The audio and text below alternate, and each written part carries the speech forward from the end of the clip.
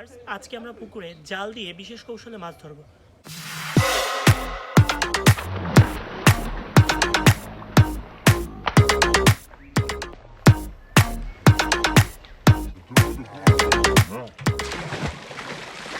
এবং সেই মাছ রান্না করব। হ্যালো এভরিওয়ান, আসসালামু আলাইকুম। It's me Rafi Talukdar and welcome to explorer Talukdar. Viewers, আজকে আমরা পুকুরে বিশেষ কৌশলে জাল দিয়ে মাছ ধরব এবং সেই মাছ রান্না করব। তো ভিউয়ার্স, আশা করি আপনারা আমাদের ভিডিওটি এনজয় করবেন এবং আমাদের সাথেই থাকবেন। ভিউয়ার্স, স্ক্রিনে যে পুকুরটি দেখতে পাচ্ছেন, এটি আমাদের বাড়ির বড় পুকুর। এ পুকুরেই আজ জাল টেনে মাছ ধরা হবে।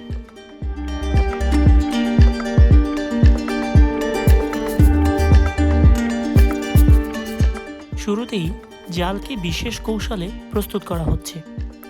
যেহেতু পুকুরের গভীরতা বেশি এবং পুকুরটি বেশ চওড়া, তাই দুটো জাল একত্র করে নেওয়া হচ্ছে।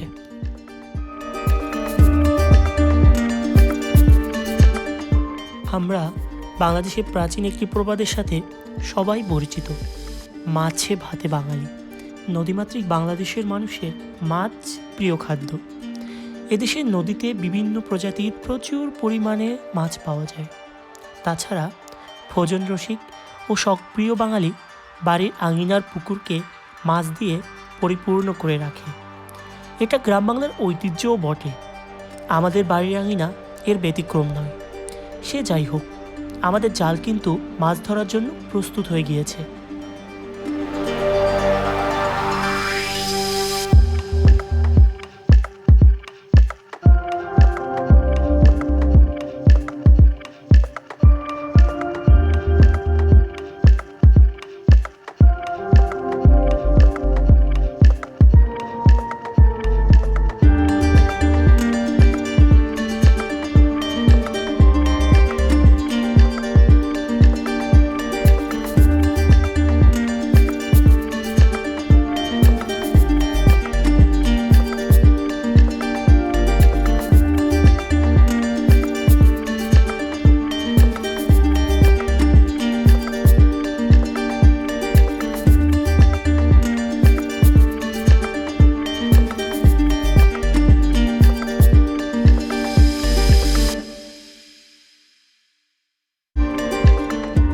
ভিউয়ার্স, আমরা হয়তো অনেকেই নদীর ভাষাজাল সম্পর্কে জানি।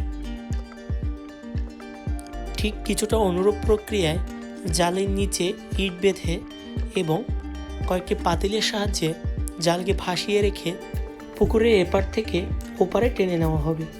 সো ভিউয়ার্স, চলুন দেখে আসি।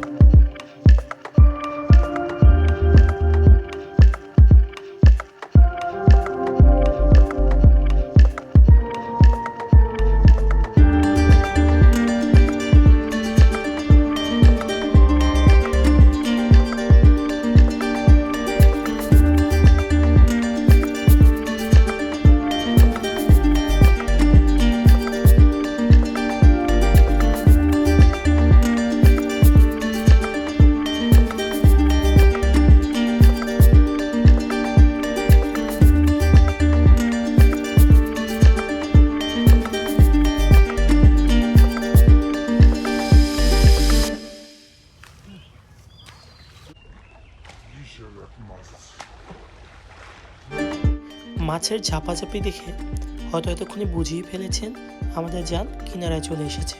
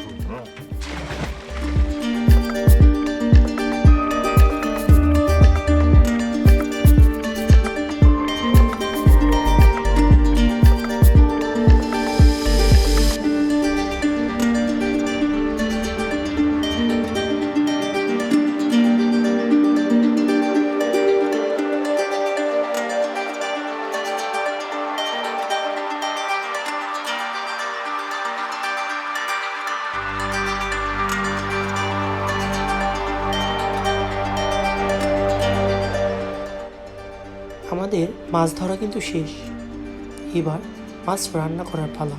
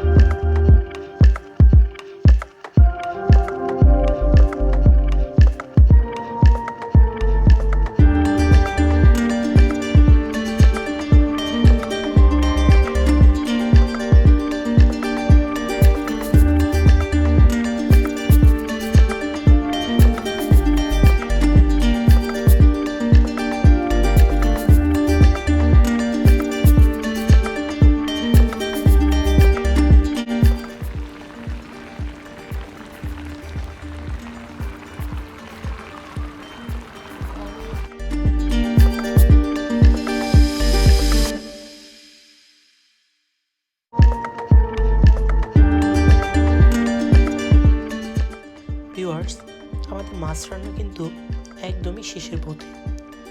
আর এই রান্না শেষ হতে হতে শেষ করব আজকের ভিডিও।